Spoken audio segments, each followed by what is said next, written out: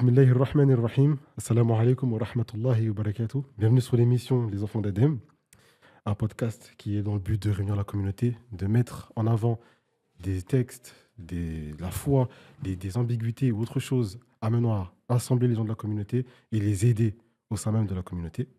Aujourd'hui, je ne suis pas tout seul, toujours accompagné de mon acolyte Nino, ici présent, et un invité spécial, un intervenant particulier, Oustaz Diani.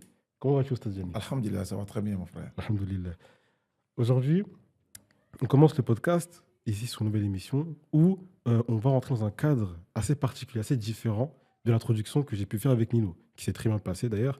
On a eu de très beaux retours, qu'Allah Azza wa Jal nous récompense et nous préserve justement de l'orgueil et nous accompagne justement dans ce chemin. On compte dans cette émission-là parler justement de l'interreligieux, parler de la darwa sur plusieurs angles. Autant sur la darwa qui s'est passée en Afrique, comme on a pu le voir, la DDR, ici présent avec Oustaz Diani, a apporté énormément de bénéfices. On a eu énormément de reconversions. Et parmi les gens qui ont le plus été présents et qui ont le plus suivi la DDR en dehors des pays en Afrique, on a trouvé du coup le pays francophone, la France, qui est énormément suivi d'ailleurs également. Et aujourd'hui, ici présent, on pourrait faire un comparatif entre Nino, présent donc dans la darwa et dans l'interreligieux francophone en France, et l'interreligieux présent en Afrique.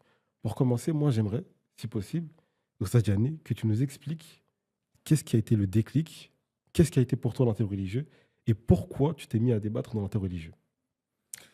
Alhamdulillah, Rabbil Alamin, wa salatu wa salam ala Rasulillah wa ala alihi wa sahbihi ajma'in. Salam alaikum wa rahmatullahi wa barakatuh. Merci beaucoup, chef frère.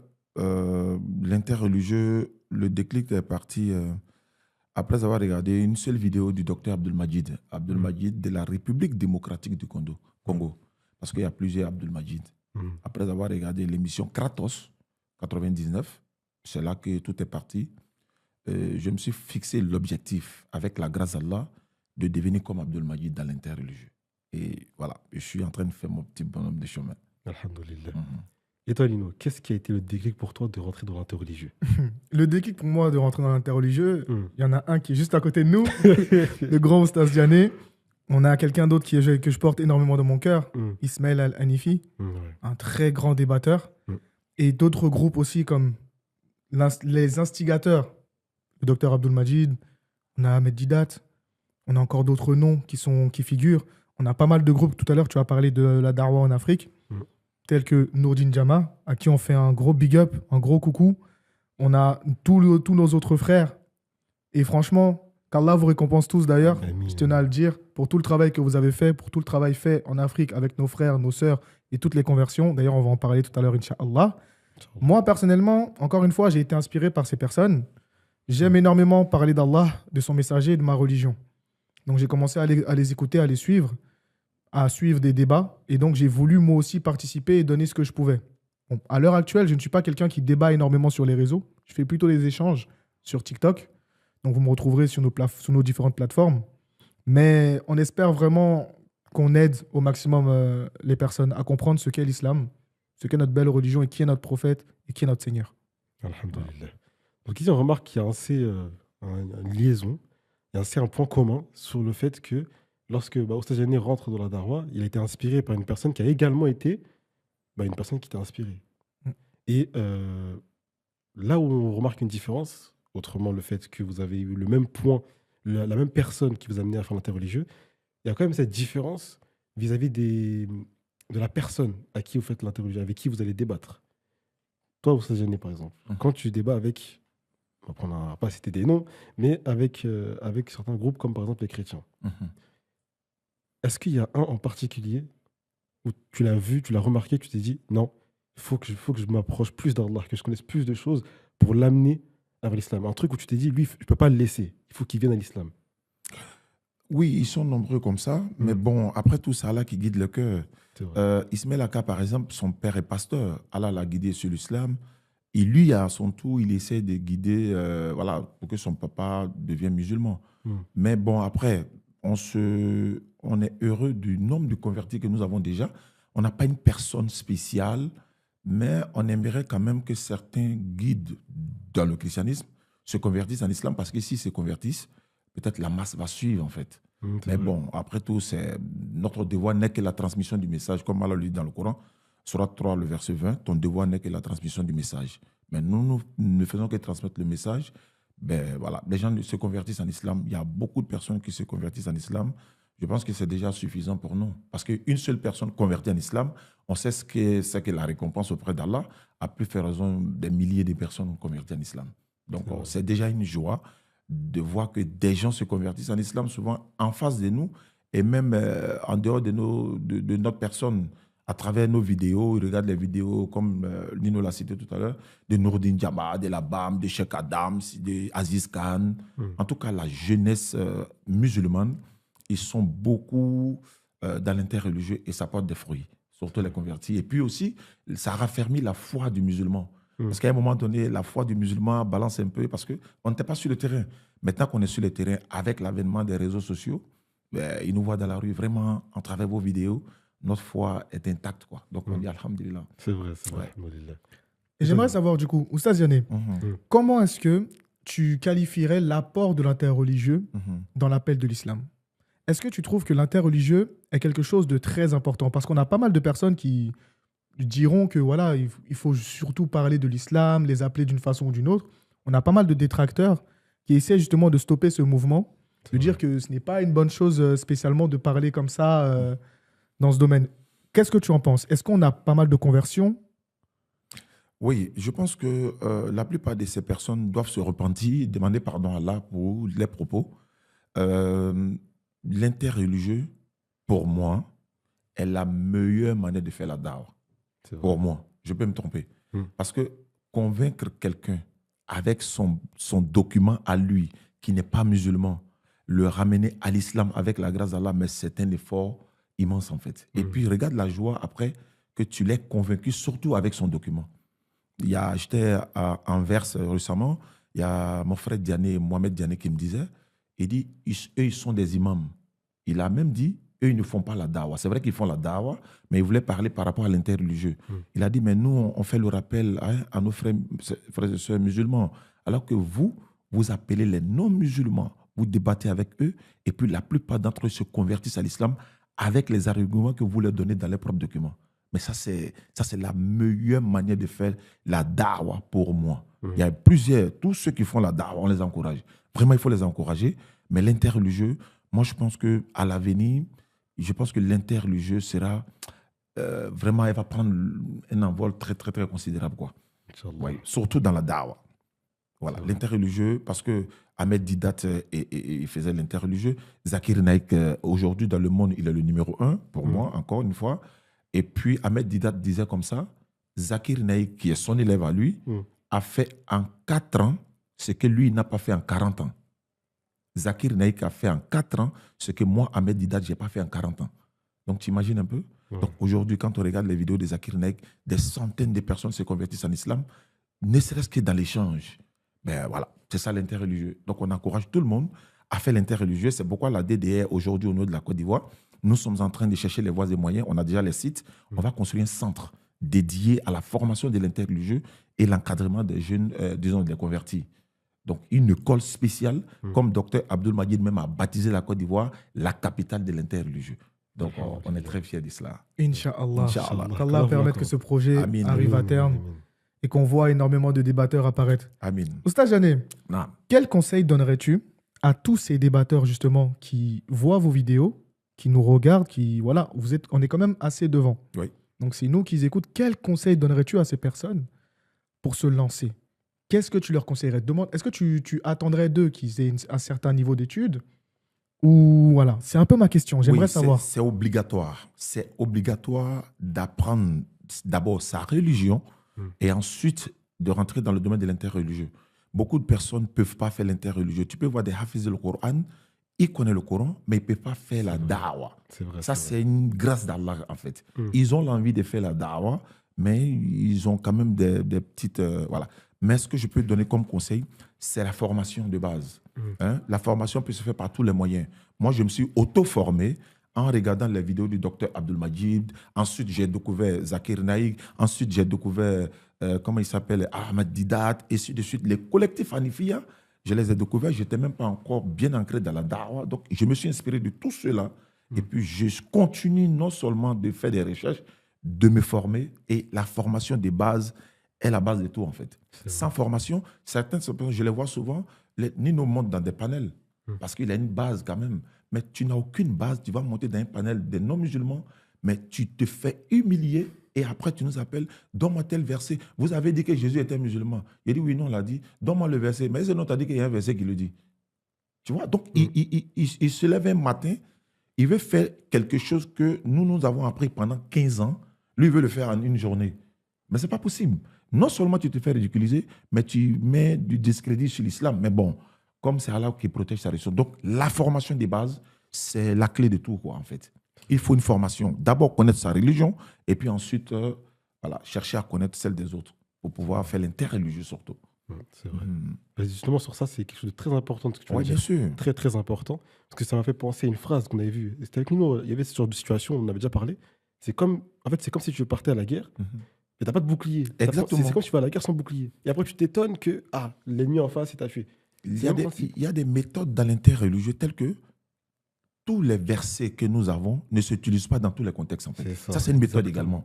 Si tu as le thème du salut, tu as le thème de la divinité, tu as le thème de la rédemption, tu as le thème de la crucifixion, tu ne peux pas prendre des versets comme Jean 20, 17 pour aller dans la crucifixion. Ça ne se fait pas. Mais comment connaître ces méthodes? Approche-toi de Nino, approche-toi de Karim Alanfi, approche-toi de Béni, approche-toi d'Ekra Lopez, tout cela, parce qu'ils sont dedans depuis des années.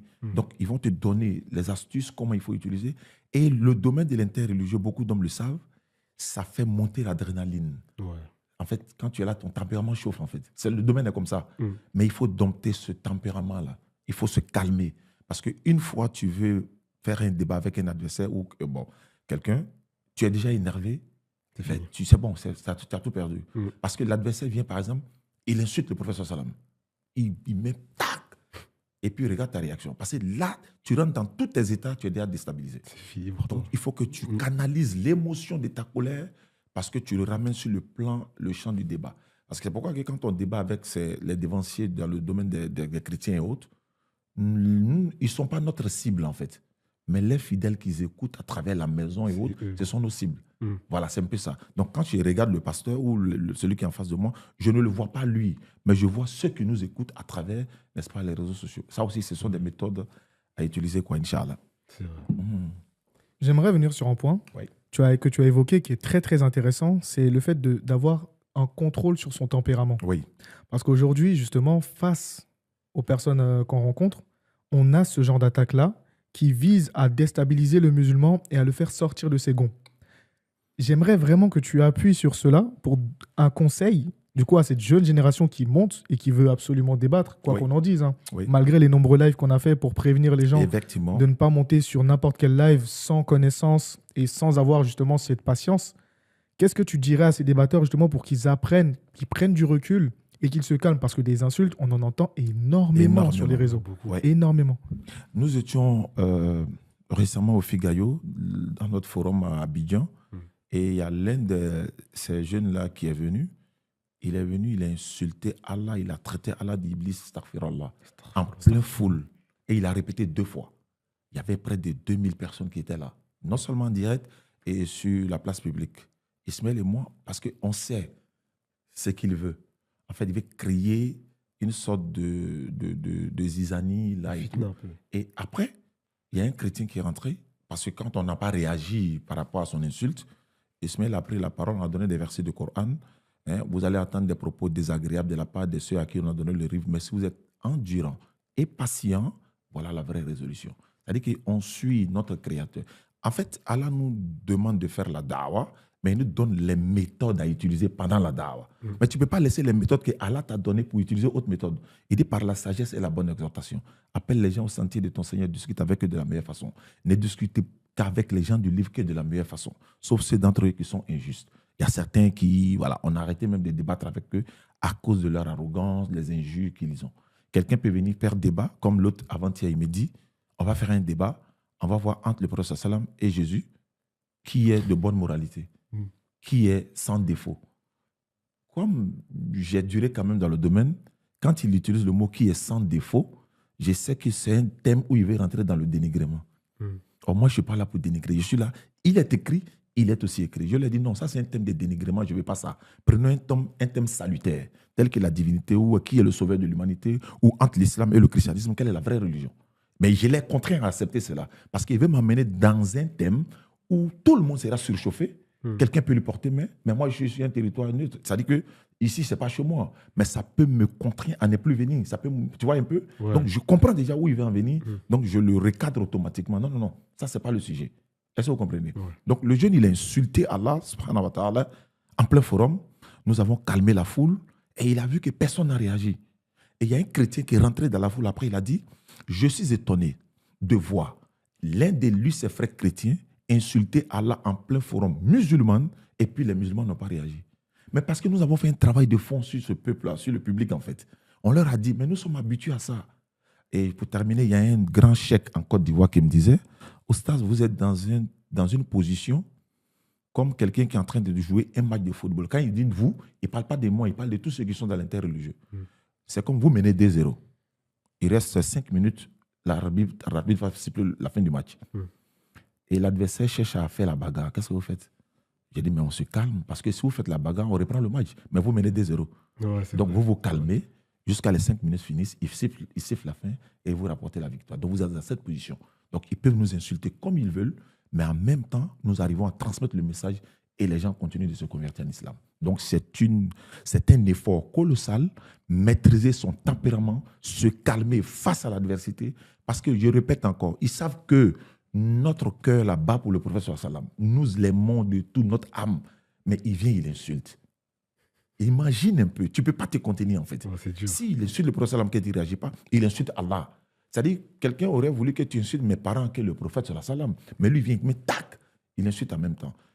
C'est vrai, tu es un peu en colère, mais tu dis, tu as fini? Oui, c'est bon, oui, on peut revenir au sujet. Alors, tu as tout gagné. Alhamdulillah. Ouais. Mais dans ça, c'est magnifique parce que ça ressemble beaucoup à la darwa de Noé. Il faisait la même chose, le prophète. Exactement. Faisait exactement la même chose. Sinon, il aurait très bien pu dire, toi, tu m'insultes ou tu insultes Allah. Donc, reste dans ton coin. Pourtant, ceux qui sont le plus reconvertis, ceux qui sont venus à l'islam auprès du prophète, c'était des gens qui, à la base, soit insultaient Rasulullah, soit étaient contre Allah et Rasulullah. Par exemple, il y avait Amr ibn al-As, un compagnon à lui. Il disait, ne serait-ce que voir le messager, il ne supportait pas le fait de voir le messager. Un jour, il est parti écouter quand même le messager. Alhamdoulilah, il s'est reconverti. Et quand il s'est reconverti, il avait juste honte de le voir après sa reconversion. Donc si ça montre que c'est vrai, le comportement que tu me cites, c'est exactement celui de la Rasulullah. C'est très difficile. C'est très dur par contre. C'est très difficile. C'est un combat, c'est un combat. Ouais, effectivement. Dompter son âme, ça s'appelle le djihad aussi. Faire l'effort sur soi-même. C'est vrai. Il fait l'effort sur soi-même face à ces genres de choses. Il faut se canaliser, il faut accepter. Mais bon, voilà, l'interreligieux avance, les gens se convertissent en islam, alhamdulillah. Récemment, en Côte d'Ivoire, il y a une église qui a été rachetée par la communauté musulmane pour en faire une mosquée. Est-ce que vous voyez? Donc, moi, j'ai dit, mais il y a le fruit quand même de l'interreligieux qui est dedans. L'église était vide, les gens ne venaient pas, et voilà, ils ont cherché à vendre. La communauté musulmane a acheté, et puis on a transformé pour en faire une mosquée. Moi, j'étais là-bas lors de l'inauguration et tout ça, et ben, c'était, voilà, ça a commencé, et puis ben, voilà, on ne peut pas arrêter la religion qui, n'est-ce pas, vient d'Allah. Parce que chaque fois quand tu vas dénigrer l'islam, Allah fait propager encore sa religion. Donc nous sommes là, nous ne sommes que des instruments qu'Allah utilise, sinon sans, ou avec ou sans nous, la religion va triompher, quoi. C'est vrai. Inch'Allah. Et Nino, moi la question que je te pose aussi, parce qu'on a vu que l'interreligieux commence à se passer depuis au Stade, depuis la Côte d'Ivoire jusqu'ici, est-ce que toi tu remarques une petite ou une grande différence quand tu faisais l'interreligieux sur TikTok par exemple, avec la génération actuelle? Après, sur TikTok, la plupart du temps, justement, moi, je suis souvent avec les frères comme Cheikh Adam, Ismaël Aka. Donc, Madarwa, tu vois, elle se situe des deux côtés. Ouais, je vois. On a été ensemble avec Yacine aussi pendant pas mal de temps sur la Darwa en France. Bon, après, nos interlocuteurs, c'est comme l'a dit Oustaz, énormément de pics, énormément d'attaques. On essaye la plupart du temps de ne pas réagir, mais on a eu un moment où on s'est quand même qualifié d'être les éboueurs. Les éboueurs, c'était chaud. Mais il fallait ça, hein. Il fallait ça pour qu'ils aussi sachent que on ne sait pas faire. On peut réagir comme vous. En fait. Voilà, donc allons-y. C'est ça. Et ce qui est intéressant, c'est que lorsqu'on réagit comme eux, on se rend compte qu'il y a cette petite victimisation qui rentre en jeu. Dans le fait de dire « Ah, mais pourquoi vous nous attaquez ?» Non, on ne fait que répondre. C'est vrai. Mais on a finalement décidé de revenir à un certain interreligieux et qui a permis à beaucoup de personnes justement de voir qu'on a ces deux côtés. On peut discuter calmement, tout comme on peut vous faire la même guerre que vous nous faites. C'est vrai. C'est aussi simple que ça. Mais le meilleur, et ce que j'ai remarqué, c'est qu'il y a beaucoup plus de personnes qui ressortaient des lives avec une meilleure compréhension, avec l'envie de faire des recherches, lorsque vraiment on était posé dans un live et on discutait réellement avec une personne qui était elle-même respectueuse. Ça va dans les deux sens. Face à nous, lorsqu'on a quelqu'un de très respectueux, de très cohérent, même dans ses propos, même dans sa croyance, c'est un peu lourd de dire ça parce que voilà, on connaît un peu les dessous. C'est plus facile de discuter avec lui. Donc, franchement, en France, ça va. On a ce petit échange. Mais même toi, je peux te poser la même question, Sidi. Tu as été dans l'interreligieux. Tu as connu ce monde-là. Qu'est-ce que toi, tu as remarqué quand tu en faisais partie? Moi, je ne suis pas resté aussi longtemps que vous. Ouais. Que ça, encore moins au Stade Diané. Mais je suis resté quand même beaucoup moins de temps, je trouve, qu'à ton époque où tu étais en train de débattre à ce moment-là. Là, tu es plus dans l'échange, c'est vrai. Mais à l'époque où quand même j'étais là, je pense que c'était vraiment le moment des hostilités. C'est-à-dire qu'on pouvait je ne sais pas si c'était les noms, mais tu pouvais discuter avec eux.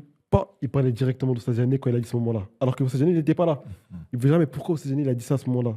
Eh ben, si tu parles de Stadiané, soit tu l'appelles, on discute, soit tu regardes sa vidéo en entière. Il y en a 45 000, tu regardes sa vidéo en entière, il t'explique. Donc c'était une époque où c'est assez virulent. Tu pouvais vite partir. Et ça partait partout. Comme il a cité, il prenait toujours des versets ou des trucs, des contextes, qui pouvaient amener au fait de dénigrer soit le Coran, soit le messager, soit Allah directement. Sauf que si on s'en tient concrètement à ce qu'on voit, les gens finissaient soit par se reconvertir, soit ils commençaient petit à petit à avoir des doutes, soit même il y en a, et je le dis, il y en a qui venaient même écouter les lives en cachette. Ils ne le disaient pas. Ils disaient encore, on est encore chrétien, on ne croit pas à ceci, cela, cela. Mais il y en a, ils venaient écouter en cachette. Et après, on apprend 10 jours après, ils sont devenus musulmans, on ne savait même pas. Donc, en réalité, il y a des choses qui sont virulentes, comme il y en a eu aussi à l'époque d'Oustadjane, comme il y en a eu aussi à l'époque d'Ismaïl al-Hanafi. Il y en aura toujours d'ailleurs. Ça a commencé avec Rasulullah et ça restera jusqu'à la fin des temps. Mais si on regarde concrètement les choses, il y aura forcément au moins une personne. Et cette personne-là, même si elle est toute seule, sur toute cette planète, même si on est des millions, et qu'il y a une seule personne qui vient à l'islam après ce qu'on a fait, notre travail, il est fait. C'est ça l'important. Ce n'est pas le nombre en lui-même, c'est vraiment la personne qui vient à l'islam. Avec sincérité, pour nous, ça va. On dort tranquillement. C'est juste ça. Effectivement. Mais aux États-Unis, je ne sais pas si tu as remarqué, mais au début, ils étaient énormément dans le Coran. Oui. Ils essayaient de chercher 1001 contradictions dans le Coran. Mais bizarrement, ils ont arrêté. Ils ont quitté le Coran et on les retrouve dans les hadiths. Effectivement. Je ne comprends pas. Oui, mais c'est comme ça. Ils cherchent toujours la petite bête quelque part. Et puis avec les mauvaises interprétations, etc. etc. L'autre avant, il me dit, mais il y a une partie du Coran qui a été mangée par une chèvre. Je suis étonné, mais j'ai dit, mais comme Nino l'a dit avant, il dit, mais la chèvre a mangé, oui, mais elle a mangé dans notre tête aussi. Je ne comprends pas. Et si la chèvre a mangé, tu me donnes le verset où la chèvre... Moi, je peux te donner, par exemple, dans 1 Samuel 13, verset 1, où il est écrit, Saül était âgé de point 1. Moi, je peux dire 100% que la chèvre a mangé, parce que le verset n'y est pas. Mais si je te donne le Coran, donne-moi la partie où la chèvre a mangé, parce qu'elle est complète là. Mais arrêtez. Donc, ce sont des personnes, nous utilisons, c'est-à-dire la Bible, pas dans le sens de chercher des bêtes, non, on essaie de les amener à comprendre la vérité de leurs livres. Alors que par contre, les autres, ils cherchent à nous dénigrer. C'est des choses différentes. Nous faisons la dawa pour amener les uns et les autres à comprendre, et puis le choix leur revient. Ils veulent accepter, voilà, c'est ça. Mais eux, c'est pas ça. Eux, ils cherchent à nous dénigrer. Ils vont aller prendre, ils ont pris, comme il a dit, après le Coran, ils sont allés dans les hadiths, après ils sont allés dans les Oubal, après ils sont allés dans Aïcha, après ils sont allés... Mais ils n'ont fait que tourner sur eux-mêmes. Ils reviennent encore au thème central encore. Voilà. Jésus est Dieu encore. Bon, ça fait que partout où ils sont allés, ils se sont rendus compte que les musulmans, par la grâce d'Allah, ils sont prêts sur tous les thèmes. En fait, c'est ce qu'ils se sont rendus compte sur ça, en fait. Partout où ils sont partis, mais ils ont découvert d'autres connaissances de certains musulmans qui les ont récupérés sur ces thèmes-là, leur ont donné d'autres enseignements qu'ils ne savaient pas. Et c'est pourquoi souvent on nous demande, mais pourquoi vous ne rentrez pas dans la jurisprudence, etc., etc. Je leur ai dit, nous, ce n'est pas notre domaine. Nous sommes des spécialistes dans le domaine interreligieux. Et il y a les généralistes, nos imams, etc., etc. Exactement. On ne mélange pas tout chez nous en islam. Tu connais la charia? Non, je ne connais pas. Quand c'est un imam, plusieurs imams nous ont appelés à Abidjan pour essayer de venir. Il y a un pasteur de mon quartier qui veut débattre avec moi. Ce n'est pas mon domaine, donc venez. C'est ça l'islam. Mais le but est de propager le message de l'islam. Il y a des choses que je ne connais pas, que Nino connaît, vice-versa, etc., etc. Mais on est complémentaires. Voilà. C'est ça aussi l'avantage et la force de l'islam, quoi. C'est un peu ça. Et moi, justement, je voudrais parce que là, il a parlé d'un sujet qui m'a fait tilter. Et honnêtement, je pense que c'est une question que tout le monde s'est posée. C'est les séries de questions où ils ont essayé de rentrer dans le Coran. Comme il a cité, au début, ils ont commencé par rentrer dans le Coran. Et ce que je pense que Nino, en vérité, de tête à tête, je sais que c'est ça qui est dans sa tête aussi, c'est quelle a été ta réaction et comment tu as répondu lorsque on a voulu prouver la divinité de Jésus dans le Coran. Oui, quand quelqu'un veut prouver la divinité de Jésus dans le Coran, mais nous, comme Abdelmajid le dit, mais ça c'est un cadeau du ciel. Ça c'est un cadeau du ciel. Mais dès qu'il rentre dans le Coran, quelques minutes après, il ressort.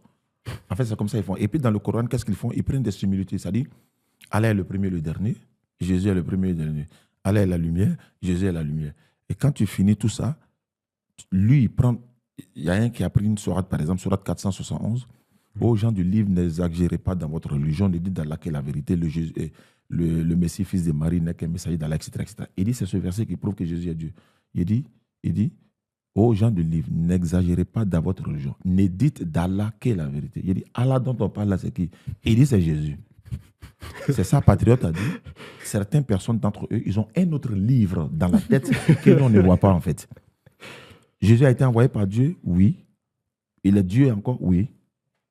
Mais c'est Dieu qui l'a envoyé. Effectivement, c'est Dieu qui l'a envoyé. Mais il est Dieu, oui. Ça, c'est le livre qui est à l'intérieur de la tête. Mais ce qui est écrit, c'est que c'est Dieu qui l'a envoyé. Donc, souvent, on tombe si déjà. Et puis là, tu te rends compte de la grâce qu'Allah nous a fait étant musulmans. J'ai demandé à Yaka un jour, mais tu t'acharnes là, tu étais comme ça avant, hein?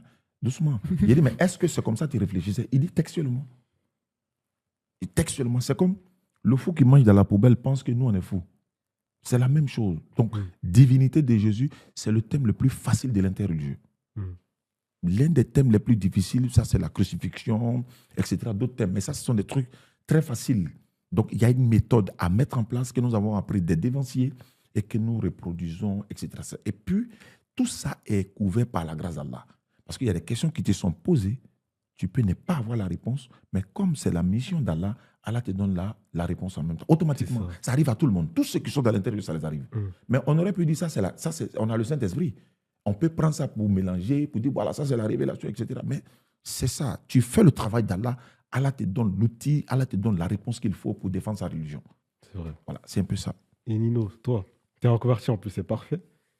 Ouais. Le fait que les gens ils ont voulu rentrer dans le Coran et prouver la divinité de Jésus, toi qui étais anciennement chrétien, et qui a également aussi débattu sur ce sujet-là, est-ce que tu as ressenti une compassion, peut-être un peu de la peine, peut-être une envie plus forte de les aider? Qu'est-ce que tu as ressenti à ce moment-là? Honnêtement, je trouvais ça hilarant. S'il y a un texte dans lequel tu ne pourras jamais prouver la divinité de Jésus, c'est bien le Coran. Effectivement. C'est bien le Coran. C'est quasi impossible. C'est écrit noir sur blanc. Donc, essayer de prouver quelque chose dont le contraire est écrit noir sur blanc, c'est un acte de folie claire, si on peut appeler ça comme ça. Et c'est vraiment un acte désespéré. Parce que finalement, ils ne croient pas au Coran. Bon, pourquoi vous voulez prouver que votre Dieu est Dieu chez nous?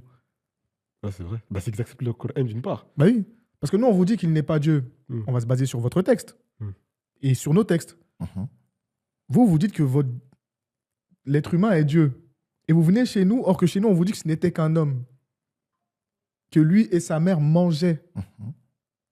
Qu'il n'était que le serviteur d'Allah. Ce n'était qu'un messager, comme l'a cité Oustaz Jané. En fait, tout est clair dans le Coran. Et c'est ça qui est magnifique avec le Coran, c'est cette clarté. Le Coran ne laisse place à aucun doute à ce niveau-là, sur qui est le Seigneur. Et c'est la chose contraire qu'on va retrouver chez le chrétien. Et c'est pour ça que nous, on fait de l'interreligieux. Mais si vous regardez bien, même les chrétiens entre eux sont divisés. Bien sûr. Donc, à partir du moment où dans une même religion, vous ne savez pas qui est votre Dieu, je pense que la question est réglée. Désolé. Non, c'est vrai, c'est honnête. Je pense que la question est réglée. Demain, tu ne verras aucun musulman, malgré les divergences, dire que Allah n'est pas son Seigneur. Clair. Ou dire que le prophète est lui-même Allah. Ça n'existe pas. C'est vrai. Chacun a sa position et elle est claire, définie, précise dans le Coran. Et c'est ça c'est pour ça que je suis devenu musulman. Cette clarté, en fait, les questions que je me posais, elles y ont été répondues dans le Coran. Quand je me demandais, par exemple, est-ce que je serais capable de supporter telle ou telle chose ou telle épreuve? Allah, dans le Coran, il te dit que il ne donne une charge à personne qui ne peut pas supporter. Effectivement. Il n'y a aucune charge supérieure à ta capacité. Ça n'existe pas. Et Allah nous enjoint à être patients et endurants. Car derrière ça, il se peut qu'il y ait quelque chose de meilleur pour nous.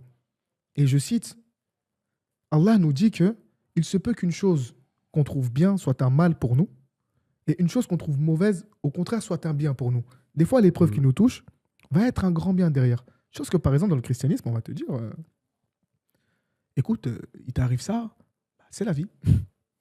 Ou bois du vin. Voilà, bois du vin pour oublier les problèmes. On a Salomon, sa mère, qui lui disait ça. Bois. Bois. Si quelqu'un qui n'est pas bien, bois. Ça va calmer tes soucis. Vous ne trouverez jamais ça dans le Coran. C'est vrai. Dans le Coran, on vous dit, et place ta confiance en le vivant qui ne meurt jamais. C'est vrai. Et c'est dans ce livre-là que vous voulez prouver que Jésus est Dieu. C'est quasi impossible. Hein. Bon courage. Bon courage. Donc ça, c'est vrai. Sur la divinité, la divinité du Christ, c'est une chose que beaucoup de gens qui avaient un peu ce doute, après, alhamdoulilah, ils ont vu vos vidéos, ils ont vu même les interventions de Nino et surtout celles de Diané. Ça les a aidés, ça leur a raffermi dans la foi. Mais moi, après, c'est ce que je pense. Mais est-ce que vous êtes d'accord sur le fait que, dans tous les cas, même si, imaginons demain, bibliquement parlant, c'est écrit Jésus est Dieu, chez le musulman en lui-même, ça ne va rien changer pour lui? Non, ça ne va rien changer parce que si c'est écrit noir sur blanc dans la Bible, Jésus est Dieu, mais on va regarder les caractères ou les caractéristiques de cette divinité. Est-ce qu'il remplit les critères pour être une divinité? Ça peut être écrit peut-être dans 10 ans, 30 ans, 100 ans. Ils vont trouver une Bible où ils vont mentionner Jésus va dire je suis Dieu dans les générations à venir. Ça peut arriver. Hein? Voilà, mais malgré ça, on va regarder c'est-à-dire que les caractéristiques qui peuvent rendre cette divinité authentique en fait. S'il mangeait, c'est fini. Si sa maman, parce que le fait qu'il y ait une mère restera éternelle. Donc, ça ne peut pas passer, en fait. Il sera un être humain, parce qu'ils ne vont jamais accepter, sauf ceux qui se convertissent en islam, de ne pas humaniser Dieu. Ils sont toujours dans l'esprit qu'il est homme et Dieu à la fois. À partir de là, tout est gâté. Parce que s'il est homme et Dieu à la fois, ça veut dire qu'il est mortel et immortel à la fois. Ce n'est pas possible. Ouais. Comment être mortel et immortel à la fois? Ce n'est pas possible. Ça dit c'est un homme et une femme à la fois. Il est blanc, il est noir à la fois. Ce n'est pas possible. Ça ne passera jamais de la vie. Ça dit que la plupart de ceux qui se rendent compte de l'évidence, soit ils deviennent musulmans, soit ils deviennent athées. Ouais, c'est vrai. C'est-à-dire je préfère devenir kémite que de devenir musulman. Certains l'ont fait. Je préfère rester athée, mais je ne deviendrai pas musulman. Parce que derrière l'islam, ils ne voient pas la divinité, ils voient les Arabes. Ouais, est-ce que vous comprenez? Ouais, ils voient les Arabes. Voilà. Pourquoi donc, certains les font penser que beaucoup se sont convertis en islam, mais après, ils ont eu des soucis dans leur famille et tout. Mais ça fait partie des épreuves, comme Lino l'a dit. Mais ça, à toi de voir, soit le salut, parce que la Bible dit le salut est personnel. Voilà, tu acceptes, tu te convertis en islam. Hier, nous étions, je ne sais pas à quelle ville nous étions, on était à la mosquée. Il y a eu des personnes qui étaient là et puis il y avait deux personnes qui étaient chrétiens. Et moi, je suis en train de lui parler parce qu'on m'a dit d'essayer de le faire comprendre un certain nombre de choses. Après tout ce que j'ai dit, il était d'accord avec c'est tout. Ouais. Après, il a parlé de Trinité. Je lui ai dit, mais la Trinité n'est pas biblique. Après, il a dit, ah oui, c'est vrai. Donc, tout ce que j'ai dit, c'est comme s'il ne connaissait rien même de sa propre religion. Donc, je lui ai essayé de l'amener à accepter l'islam. C'est vrai qu'on ne peut pas l'obliger, mais il a compris beaucoup de choses. Quand il allait dormir le matin, il nous envoyait des messages et tout ça, des félicitations et tout. Et c'est un peu ça l'islam. Voilà. D'ailleurs, aux États-Unis, on a une question que tout le monde se pose. Enfin, c'est une question à deux volets. La première, c'est de te demander quel est vraiment l'échange où tu as été le plus mis en difficulté, mais qui derrière a apporté une conversion qui, elle, t'a marqué. Il y en a beaucoup. Il y en a beaucoup. Celle, par exemple, d'un monsieur dans le mois de Ramadan 2019 ou 21, je ne me rappelle plus. Il a appelé des États-Unis dans une émission où le téléphone est ouvert. Il a dit que je te mets au défi, tu me prouves que Jésus n'est pas Dieu, je deviens musulman. Mais si je te prouve qu'il est Dieu, tu deviens chrétien. Il dit, il n'y a pas de souci. 14 minutes 55 secondes. 14 minutes 57 secondes. C'est fini. Il s'est converti en islam, mais avec les versets à l'appui, parce que je l'ai conditionné au départ. Je veux que tu sois honnête et sincère. C'est ma condition. Il dit oui. Jean 20, 17. Jésus dit, je monte vers mon Dieu qui est votre Dieu. Est-ce que Dieu peut monter vers son Dieu? Il dit non, tu ne peux pas comprendre. Il dit, je t'ai dit, sois honnête et sincère. Et il dit oui, c'est pas possible. Ok.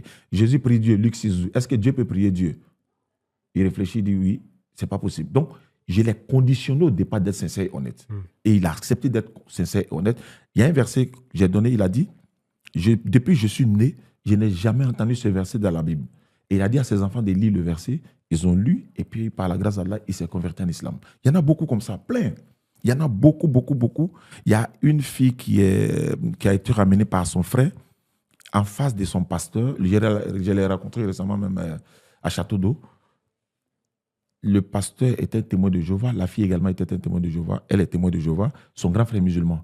Donc, on a fait le débat pendant au moins 1h30 minutes. Ben, à la fin du débat, la fille s'est convertie en islam. Et la partie où on parlait de quelqu'un qui naît de la descendance d'Adam est pécheur. Et j'ai dit à la fille, là, ton pasteur dit que ton enfant va en enfer. Elle demande, pasteur, est-ce que c'est vrai? Il dit oui. Elle dit non. Mais puisque elle a raison. C'est lui, il a fait 9 mois là. C'est elle qui a fait les 9 mois, c'est elle qui a supporté. Donc, je lui dis non. Deutéronome 24, 16, on vérifie. Personne ne meurt pour pécher de l'autre. Le père ne portera pas le péché de son fils. Le fils ne porte pas le péché de son père. Chacun meurt pour son péché. Si chacun meurt pour son péché, mais quel est le péché qu'Adam a pris? Mais c'est écrit, chacun meurt pour son péché. Vous voulez interpréter? Donc, elle s'est convertie. Donc, il y en a tellement.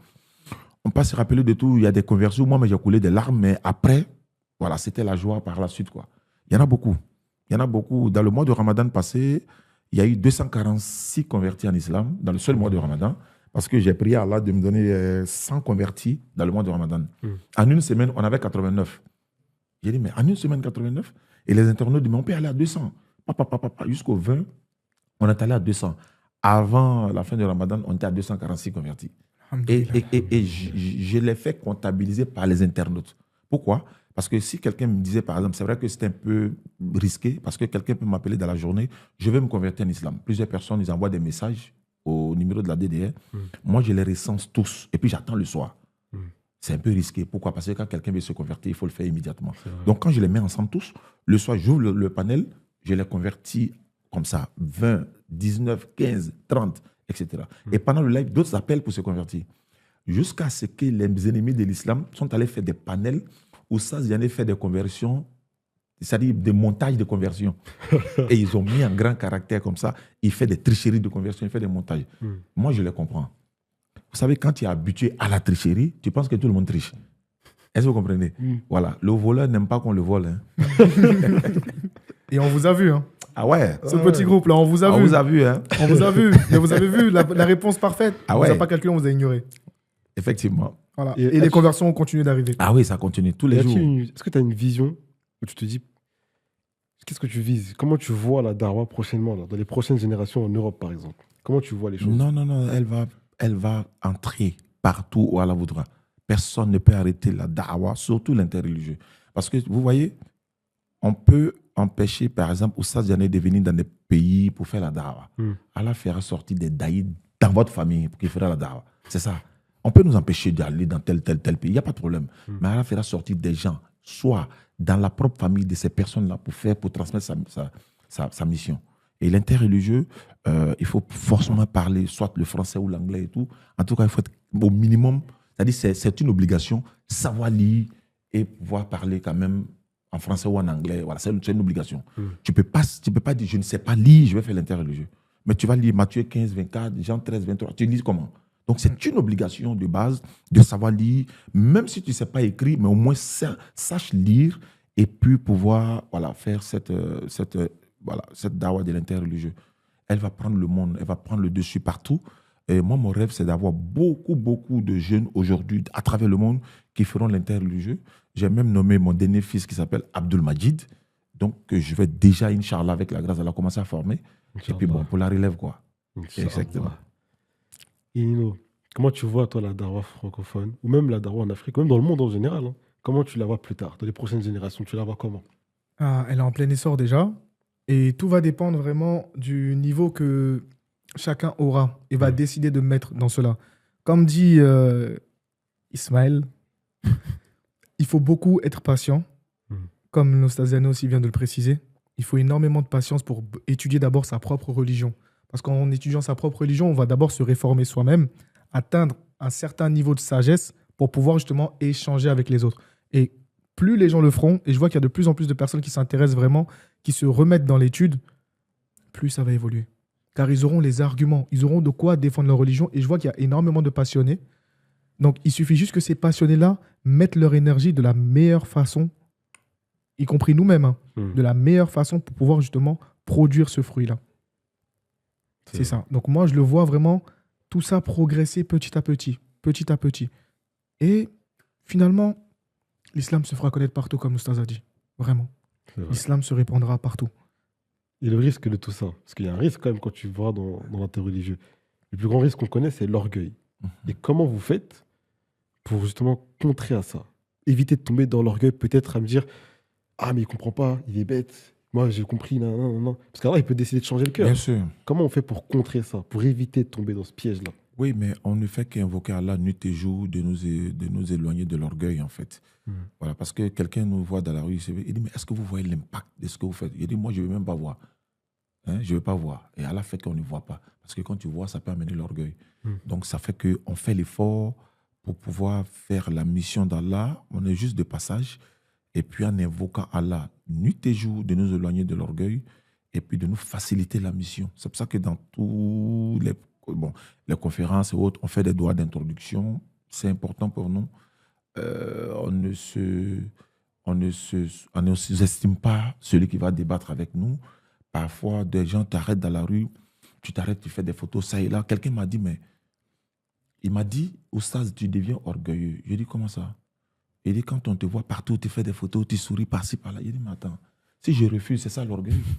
C'est-à-dire, si je refuse même là, Oustaz Diané, je peux faire une photo, et puis tu ne l'écoutes pas, tu passes ton chemin. Ça, c'est plus que de l'orgueil.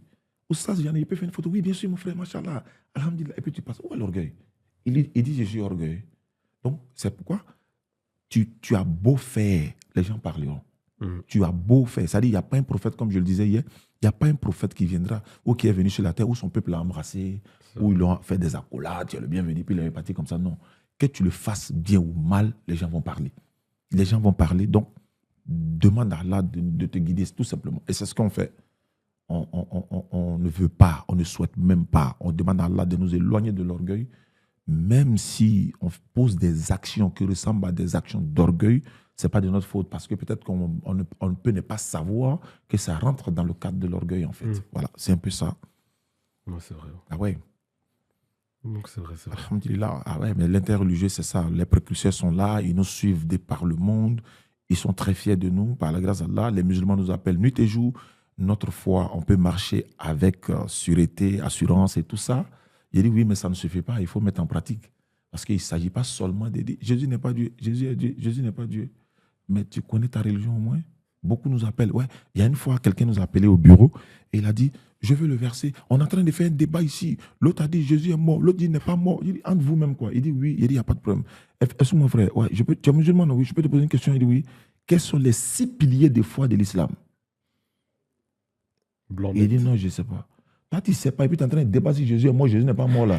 Jésus est mort ou pas, en quoi ça peut te sauver? Et il se met à poser des questions. Il dit, tu vois, vous êtes en train de faire débat avec des chrétiens ou encore entre vous, mais cherche à apprendre ta religion. C'est le plus important. Matin, il t'appelle, donne-moi tel verset. Je suis en train de faire débat avec un tel. Donc, ils sont plutôt des débatteurs et non des transmetteurs de messages d'Allah. C'est différent. Être débatteur, c'est-à-dire matin, midi, soir, tu fais débat, mais il n'y a pas d'objectif derrière. L'objectif des débats, comme je l'ai dit, nous, on a une cible, en fait. Parce que les mots que tu places, est-ce que ça peut toucher, par la grâce d'Allah, les fidèles qui nous écoutent? C'est ça le but, en fait. En démontrant à l'autre qui n'est pas dans la vérité, mais faire en sorte que les fidèles puissent se convertir. Mais si tu dois débattre pour humilier le pasteur, mais c'est pas ça. Non, c'est pas le but, en fait. Voilà, c'est ça la différence. Faire un débat, humilier l'adversaire, ou faire un débat, transmettre le message. Nous faisons des débats, mais pour transmettre le message. Voilà, c'est un peu ça la différence. C'est vrai. Une dernière petite question, avant de passer à un autre petit format. Dis-nous, Stas, que réponds-tu aux détracteurs intérieurs à notre communauté? C'est-à-dire ceux qui vont chercher la moindre parole, le moindre fait et geste pour essayer de casser cette darwa. C'est dommage, c'est ce que je peux dire. J'en ai reçu des centaines de messages, y compris Ismaël, Aka et tous les autres frères, des frères de l'intérieur de l'islam, qui nous disent que vous n'avez pas la connaissance, vous n'avez pas le droit de faire la dawa. Certains sont sortis sur la toile et tout ça. Moi, au départ, je répondais, nos oustas, nos imams m'ont dit non, il ne faut pas répondre. Il ne faut pas répondre parce que celui qui ne vous encourage pas dans ce domaine, soit c'est la haine pure, soit c'est de l'ignorance. Ils ont donné plusieurs critères et ils ont même donné des exemples et tout ça. Parce que c'est vrai, tout le monde ne peut pas nous aimer. Mais si tu penses que ce que nous on fait n'est pas bon, normalement, tu dois venir dire, bon, asseyez-vous pour que moi, je passe à l'action et puis moi, je fais la dawa à votre place. Mais vous dites que nous sommes ignorants, on ne connaît pas la sunna, etc. Mais nous, par la grâce d'Allah, la DDR a 3900 personnes converties en islam depuis la création de la DDR. Mais ça, c'est notre ignorance. Imagine si on avait la connaissance. Imagine si on avait la connaissance. On a 3900 convertis, 246 personnes dans le seul mois de Ramadan. Ça, on n'a pas la connaissance. Et nous, on ne prétend même pas avoir la connaissance. Nous disons simplement, nous voulons participer à la propagation du message de l'islam. On veut participer. On veut apporter notre soutien. C'est comme, par exemple, toi, tu es par exemple, un agent des forces de l'ordre. Tu es en train de traquer des bandits et tout ça. Et moi, je viens t'aider à traquer les bandits. Et tu dis, non, moi, je n'ai pas la connaissance. Ou bien, non, c'est pas possible. Et puis, tu commences à me combattre. Pourtant, je viens t'aider dans ta mission. Tu vois le paradoxe? Ça dit que moi, je viens t'aider. Au lieu de dire, alhamdulillah, je reçois quelqu'un qui vient m'aider dans la même mission, tu dis non, tu ne connais pas. D'accord, je ne connais pas. Je suis assis à la maison, mais toi aussi, tu ne fais pas. Moi, je ne connais pas. Alhamdulillah. Toi qui connais, pourquoi tu es assis à la maison? C'est ça le drame, en fait. Mais bon, au départ, ils ont pensé que ça va nous infecter, mais au contraire, ça nous renforce. Quoi. On a compris automatiquement qu'il y avait d'autres objectifs derrière. Ben voilà. Non, mais vous devez parler du Tawhid, etc. Oui, c'est vrai. Mais dis Jésus n'est pas Dieu, c'est le Tawhid. Ah, mais c'est ça. C'est pas lui qui est la divinité. Voilà, c'est Allah. C'est ça le Tawhid. Non, mais c'est ce qu'on est en train de dire. Mais en dehors de ça, il y a des sujets dans lesquels on ne rentre pas. C'est ce qu'on a dit. On n'a pas la connaissance de ça. On ne rentre pas dedans. Quand on nous pose des questions, on dit non, ça c'est le domaine des imams. Ou bien encore, il y a Baki qui est là, ou il y a Karim Al-Hanifi qui est là, ou il y a Ismaël Hanifi. Mais on n'a pas besoin de... Attends, qui suis-je pour pouvoir maîtriser toute la science de l'islam? Mais je suis en train d'apprendre, non? Mais pendant que j'apprends, vous voulez que je sois d'abord un savant international, commencer à faire la dawa. Au moment où j'ai tous les diplômes du monde, j'ai le baccalauréat ou tout ça, et je dépose sur la table, et puis demain matin, je suis mort. Mais c'est fini, ça sert à quoi? Mais pendant que je suis sur le terrain, j'apprends, je propage le message de l'islam. S'il y a des erreurs, les imams nous appellent, nous corrigent, et puis allons-y. Les imams n'ont plus, la plupart d'entre eux, n'ont plus la capacité aujourd'hui d'être sur le terrain à cause de leur âge. Mais nous qui sommes sur le terrain, quand on est buté à des obstacles, on vient vers eux. Ah, l'imam, il y a une question qui a été posée une fois au forum à Yopougon. Et moi, je n'étais pas là. Ismaël a donné une réponse qui n'était pas exacte. Et les imams l'ont appelé pour dire non, désormais, dis ça. Le jeudi qui a suivi, il est venu sur la place publique. Il dit, jeudi passé, je me suis trompé sur telle question. En réalité, la voici. Où est le problème? Pas de problème. Mais c'est ça. Et les gens ont apprécié. Et puis, ben voilà. Mais on sait, tout le monde ne va pas apprécier ce que nous faisons. Mais comme ce n'est pas pour eux que nous faisons la dawa, nous attendons que Allah nous dise que oui, ce que vous faites n'est pas bon, c'est tout. En dehors de ça, non. C'est un exemple en plus dans le Coran avec le message d'Allah. C'était lorsqu'il voulait faire dawa à des gouverneurs. Normalement, c'est comme si demain tu vas voir le président. Exactement. Si tu fais dawa au président, tu dis tu peux viser une grande cible. Oui. Donc il y avait des gouverneurs, le prophète il s'est dit je vais aller leur faire dawa. Mais en même temps, il y avait une personne âgée derrière qui était déjà musulman et qui avait besoin d'une réponse vis-à-vis d'une question. Donc il est parti voir le messager lui a dit je vais te répondre après, juste finis avec les gouverneurs. Et le vieillard, le monsieur, il insistait un peu pour avoir sa réponse. Et le messager, il s'est dit, ça va peut-être lui mettre des bâtons des roues, donc il s'est dit, il avait de côté après, cible. je vais m'occuper. Et quand il a fait ça, Allah, il est venu net. Exactement. Il lui a dit, en gros, lorsque la personne elle vient à toi, elle a besoin d'une réponse, qu'elle soit déjà musulmane ou non, réponds-lui. Même si c'est un gouverneur, tu ne sais pas ce qui peut se passer. Donc il l'a repris directement. Donc si on reprend Rasulullah, on reprend le message d'Allah. Oui, bien sûr. On est qui, nous, pour pouvoir se reprendre? Effectivement. On va tous se faire reprendre, c'est obligé. Donc, dans tous les cas, il n'y aura pas de mal à ça. Et puis, dans tous les cas, un savant qui est bon dans la jurisprudence, qui est bon dans le fiqh, il ne peut pas être bon partout. Un savant qui est bon dans la jurisprudence et un autre qui est moins bon, mais qui est plus bon dans le hadith, même le savant qui est dans le hadith, il va se taire face au savant qui parle dans la jurisprudence.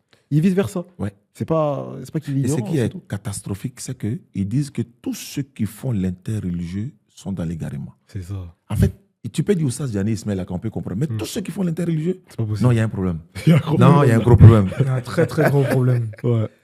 Et du coup, pour faire plaisir à nos internautes, Oustaz, oui. Quel est ton verset phare? Celui que lorsque tu sors, direct, c'est fini. Oui, non, mais il y a beaucoup de versets. Mais les versets, il y en a par exemple Luc 6, 12, Jean 20, 17, Jean 17, 3, il y en a beaucoup. Mais je pense que c'est Jean 20, 17. Jean 20, 17, c'est un verset très lourd parce que Jésus dit à Marie de Magdala, ne me retiens pas, car je ne suis pas encore monté vers mon Père, mais va trouver mes frères et dis-leur que je monte vers mon Père qui est votre Père, vers mon Dieu qui est votre Dieu. En aucun cas, la divinité des musulmans va dire je monte vers mon Dieu, c'est fini, on le prend pour fini, c'est fini. Dès qu'il dit je monte vers mon Dieu, c'est fini, on quitte derrière lui, on va ailleurs. Mais ça ne suffira pas jusqu'à la fin du monde. Mais il y a des tonnes de versets dans la Bible qui sont utilisés, comme je l'ai dit, quand un soldat va en guerre, il n'utilise pas les roquettes où il y a le public, en fait. Vous savez, voilà. Donc, chaque arme est utilisée en fonction de son contexte. C'est ça. Voilà. S'il y a, il y a la foule, non, il y a des versets à utiliser, etc. Mais quand c'est pour détruire l'adversaire, il y a des versets que tu veux prendre pour vraiment voilà, l'achever, quoi, comme on peut le dire ainsi. Voilà. Il y en a beaucoup. Est-ce qu'il y en a un en particulier pour le public? Il y en a un où tu sais que ce verset-là, il confirme ce qu'Allah dit, clairement. Non, comme je l'ai dit, en fonction du contexte du débat, si c'est la divinité, il y a des tonnes de versets. Si tu prends par exemple Jean 17, 3 ou bien 1 Corinthiens 11, 3, ce sont des versets, il n'y a pas de débat là-dessus. Surtout Jean 17, 3.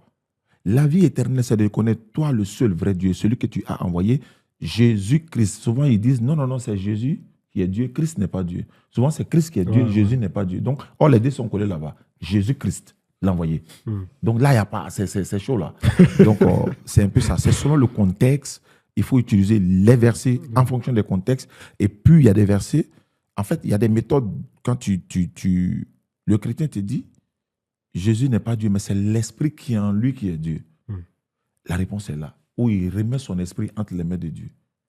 Est-ce que vous voyez? Donc chaque verset a sa réponse dans la Bible. Il donne un verset, souvent tu lui donnes un verset pour qui tu l'amènes là-bas. Et puis tu le récupères automatiquement. Donc, il y en a. Et on est allé jusqu'à le gars a admis que Dieu avait un grand-père. Mais c'est obligatoire qu'il accepte. Si Marie, son fils est Dieu, alors que Marie a un père, le papa de Marie devient qui pour Dieu? Il est le grand-père de Dieu. Que tu le veuilles ou pas, soit Marie n'a pas de père et Jésus est Dieu, il n'a pas de mère. Si Jésus est Dieu, il a une mère. Alors que la maman de Jésus, elle a un père. Son papa de Marie est qui pour Dieu? Il est le grand-père de Dieu. C'est vrai. C'est une question de logique. À moins que nous, on n'a pas la révélation, comme ils le disent, ou on n'a pas le Saint-Esprit. Voilà, c'est les deux choses. C'est un mystère. Si quelqu'un te dit c'est un mystère, il n'a plus d'argument. Voilà. Ce sont des codes, quoi. Il dit c'est un mystère, ça veut dire j'ai plus d'argument. Qu'Allah facilite. Du coup, là, on va demander un grand conseil à l'oustaz. Encore une fois, pour nos débatteurs, qu'ils soient anciens ou les nouveaux. Oui. Quel est le message que tu aimerais transmettre à cette communauté aussi musulmane qui te suit, qui nous écoute et qui nous fait confiance justement pour assurer et transmettre de la meilleure des façons ce qu'est l'islam? Alhamdulillah Rabbil Alamin wa salatu wa salam Rasulillah, c'est de continuer à étudier et à faire des recherches. Ces gens-là ne dorment pas. Nuit et jour, ils vont envoyer des nouvelles choses qu'on ne voit peut-être pas. C'est vrai qu'ils ne pourront jamais nous surprendre par la grâce d'Allah. Après la divinité, ils vont rentrer dans les choubouats, les contradictions selon eux, des Corans, etc. Donc, il faut que nous soyons à jour. Dr Abdelmajid me disait comme ça, anticipez toujours aussi des questions qui ne vous ont jamais été posées. Anticipez toujours. Et lorsqu'on vous posera ces questions, elles deviendront faciles pour vous. Donc, c'est de faire des recherches, de continuer à poser des questions, de continuer à faire des recherches et à étudier, à apprendre le Coran, apprendre la langue arabe, etc., etc.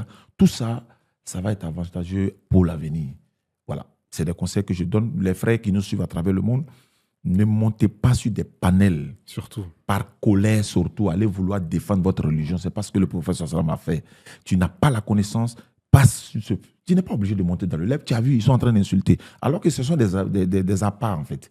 Ils insultent le prophète sur le live pour que les musulmans qui n'arrivent pas à se contenir puissent monter. Et alors là, ils les prennent en sandwich en même temps. Ils commencent à le malmener un peu partout. Ils descendent, ils rigolent par-ci, par-là. Ne montez pas. Soit, même nous, souvent, on est des passages, on voit et puis on ne monte pas. Parce que si on doit monter dans ces panels-là, soit ça doit être un débat bien organisé, un thème qui a été posé, et puis ainsi de suite.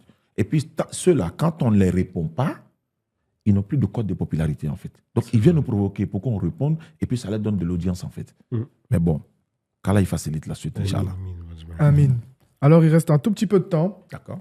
Si on a l'occasion de prendre quelques questions de nos abonnés qui regardent, ça serait parfait. Donc, je laisse à toutes les personnes qui sont en live le temps de poser des questions rapides. On a très peu de temps. Donc, si vous pouvez poser vos questions, allez-y. C'est maintenant ou jamais. C'est maintenant ou jamais. L'oustaz est là, on est là, donc c'est le moment.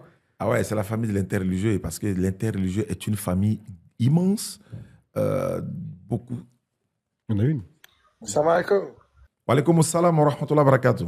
Ça va, Ustad, tu vas bien? Ouais, ça va par la grâce d'Allah. Moi, j'aurais une petite question. Dans le Coran, Isa, il dit « Où que je sois, il m'a rendu béni ». Ok. Donc, on sait qu'Allah a béni Isa de son enfance jusqu'à son élévation et même lorsqu'il va revenir. Mais il y a un texte, moi, dans la Bible qui me pose problème. Dans Galates 3,13, on nous dit que Jésus est devenu maudit pour nous, car maudit est quiconque est pendu au bois. J'aimerais avoir ton avis par rapport à ça. Et qu'est-ce que les chrétiens t'ont dit lorsque tu leur as présenté cet argument-là? Parce que c'est quand même grave de dire que le Messie tant attendu, ou bien Dieu fait chair et est maudit sur la croix, ou bien s'auto-maudit sur la croix. Merci beaucoup. Ça rentre dans le contexte de la pureté de Jésus. Ils disent par exemple, Jésus est sans péché. Vous savez, ouais, Jésus est le seul qui est sans péché. Mais comment se fait-il qu'il soit le seul? Oui, bah, la Bible dit qui me convaincra de péché et tout ça. Mais j'ai dit, mais le Coran dit Jésus est béni. C'est ça la méthode en fait. Je ne vais pas vite dans le verset de Galates 3. Est-ce que vous savez que le Coran dit Jésus est béni? Mais la Bible dit qu'il n'est pas béni.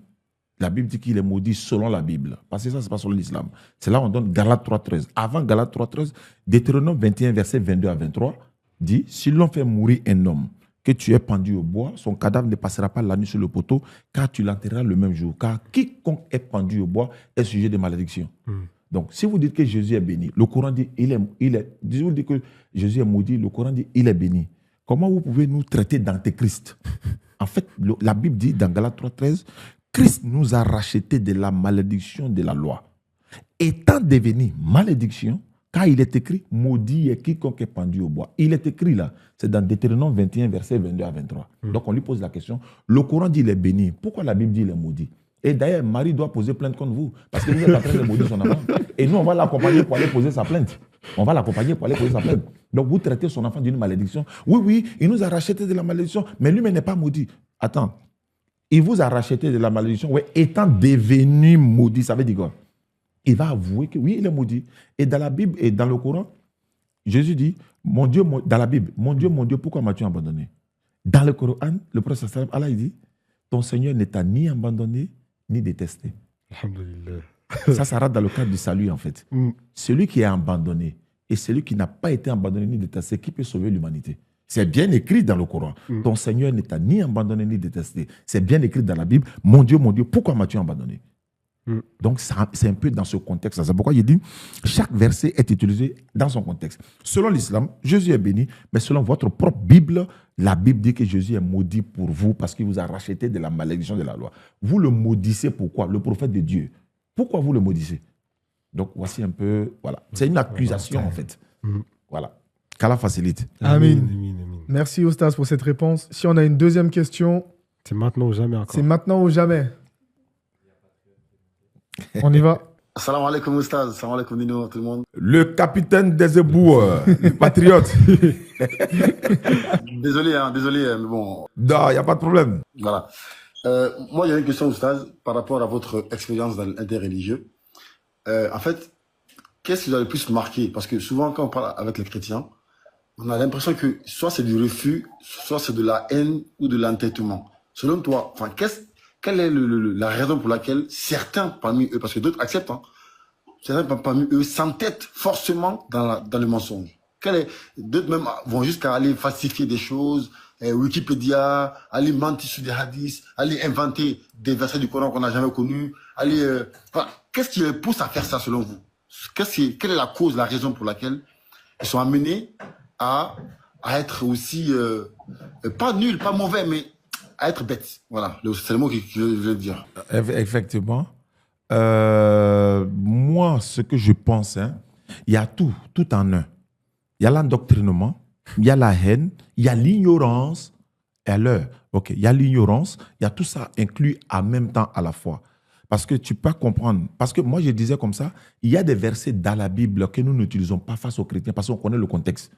On peut les prendre, on peut mal les former et puis donner. Mais on connaît le contexte, mais on ne les utilise pas. Donc, c'est les trois à la fois. Dr Abdelmadi disait, il y a ce qu'on appelle le 3 fois ignorant. Tu ignores que tu es ignorant. tu ignores que celui qui t'a enseigné est ignorant, tu ignores également que même dans la religion que tu as, c'est une religion d'ignorance en fait.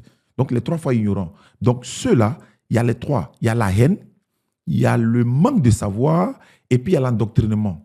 Quelqu'un qui est né dans cette position, on l'a enseigné seulement depuis sa naissance que les musulmans sont des antéchrists. On l'a enseigné seulement que les musulmans sont des marabouts, ce sont des féticheurs. C'est ce qu'on l'a enseigné depuis à bas âge. Donc quand ils se lèvent, mais en dehors de ceux-là, ceux qui sont là aujourd'hui sur la toile en train de dénigrer l'islam, et ça c'est un intérêt personnel qui protège en fait. Parce qu'il y a des gens qui les financent, payer des livres pour eux, etc., pour venir combattre l'islam en fait. C'est l'heure? Oui. Ok, donc on remercie notre invité. Affaire à suivre, hein, Affaire à suivre. On remercie notre invité ainsi que notre présentateur aujourd'hui qui a très bien dirigé ce podcast. Merci Oustaz Diané pour ta visite. Oui. J'espère que tu as été très très bien accueilli en France. Ça s'est très bien passé. J'ai été invité par une vingtaine de personnes. J'ai dit, bon, le reste là, Ismaël va venir. Donc c'est un plaisir. Et on vous remercie également à vous tous d'avoir suivi ce live ainsi que ce podcast. On reviendra, Inch'Allah, d'ici la semaine prochaine ou dans 2 semaines pour la prochaine vidéo. Qu'Allah vous récompense tous, qu'Allah récompense tous les frères qui font da'wah, toutes les institutions, la BAM, l'ADDR, Nourdine Jama, le collectif Al-Hanifiya, Cheikh Adam et tous les frères. Qu'Allah vous élève, vous récompense et vous donne 1000 et des bénédictions infinies. Assalamu alaikum wa rahmatullahi wa barakatuh. Merci beaucoup et à la prochaine.